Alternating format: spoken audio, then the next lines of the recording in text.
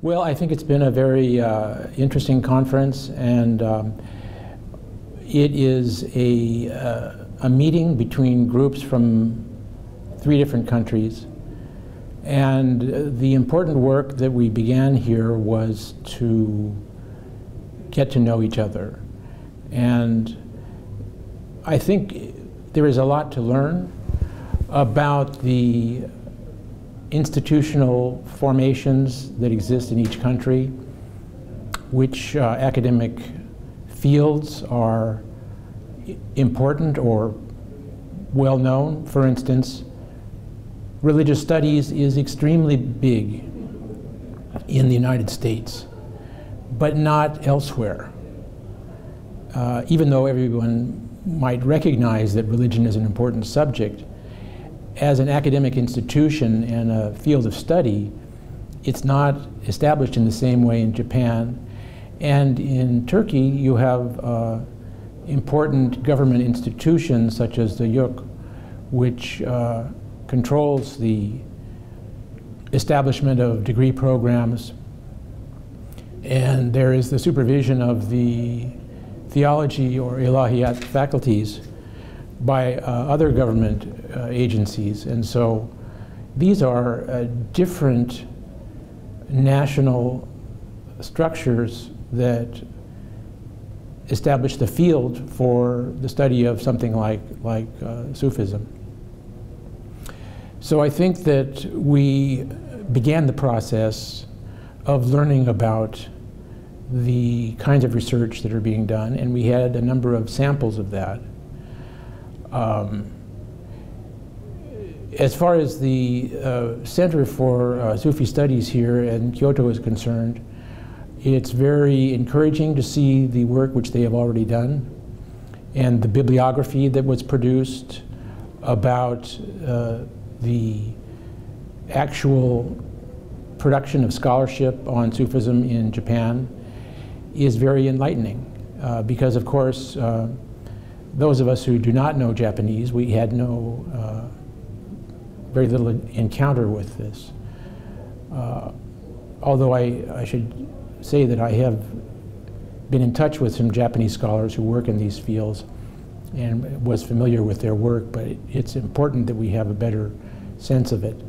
And the other volume which was produced was a conference volume of papers, and that was a very useful contribution. So I think we need to begin to do more to discuss the nature of these academic pursuits, and collaborations will depend upon personal relationships and establishing particular agendas. Where I think that we could probably devote some attention, particularly for the younger scholars, is to draw attention to the importance of thinking through the categories. The terms which we use, whether they're in English or whether they're borrowed from Arabic or Turkish or whatever, need to be critically clarified in terms of theory. We cannot simply take a term or a text and reproduce it and assume that this is a contribution to understanding. People may use a term like, let us say, sama, which literally means listening, but it also describes practices such as the Mevlevi Ayin.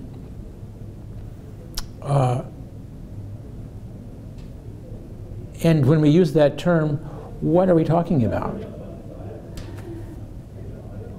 And if we translate a text where this occurs, if you say listening every time, then the person who is not a specialist will wonder what is going on. And so we have to clarify the way we use our terminology. And in particular, I think, and this may be especially important for people who are not native speakers of English, the words that we use to discuss these subjects have a history. And that history can be complicated. The word mysticism was introduced in the 17th century, and it simultaneously means a particular kind of theology which views God as beyond the reach of reason.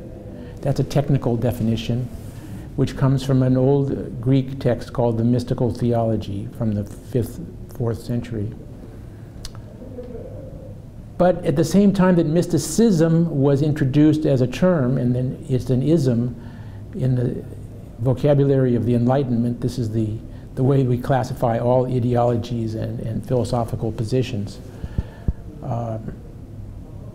It was viewed as a negative term for obscure, confused, and misleading doctrines. So when we use a term like this, do we want people to have the opportunity to get the wrong idea? Is there a way we can prevent them from getting the wrong idea? Because the word has the potential in its history to mislead. So when I ask my students what do they understand mysticism to be, they tell me magic, prediction of the future by Nostradamus, all kinds of crazy things. So I don't use the term mysticism anymore because I don't think that most people have any clear idea what it means.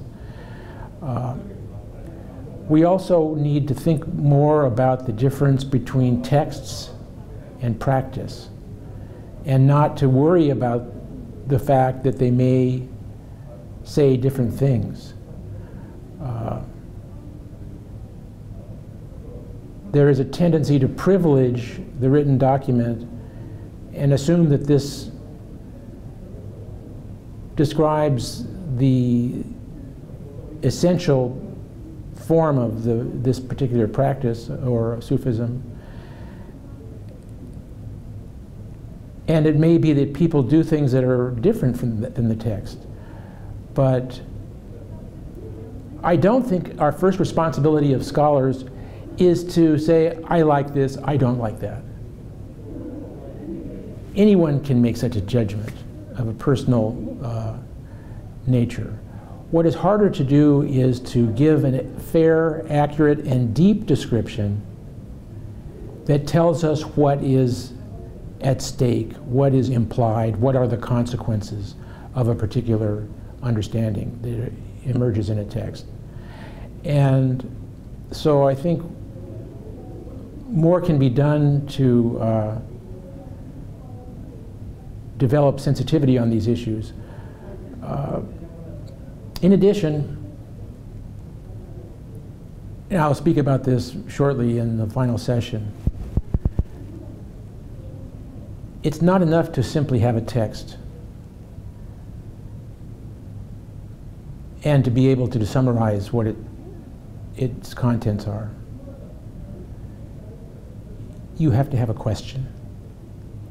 If we're going to do scholarship, that means we connect a text to debates that are taking place among scholars. Anyone can read the works of someone like Rumi or Ibn Arabi and admire them. That's fine. Rumi said, everyone became my friend from his own opinion, but they did not seek the secret within me. So, to connect these texts to discussions about the nature of symbolism, of poetry, literary theory, irony, satire, sarcasm. There's all these different literary forms. If we are not careful, we might read Rumi in a very simple way when he is doing something more complicated. And with Ibn Arabi, I would like to introduce the term rhetoric. If we simply take everything that he says at face value, we enter into an enchanted world, and we may never come back from that. But he was someone who was speaking in a context with political implications and he was making claims of a particular type. And I think those need to be interrogated and placed into a question that is linked to something else. The other important reason for doing this is that Islamic studies still remains a subject which is relatively unknown to the average intellectual in America. So how do you change that? You connect these texts to the disciplines so that people in anthropology and history and philosophy know that there is a discussion that they can understand, that uses the language of that discipline. And if you simply use the terms that occur in the Arabic text, those people will run away and never learn anything about it. And you'll be stuck with a small group of people. So these are some of the things we need to work on.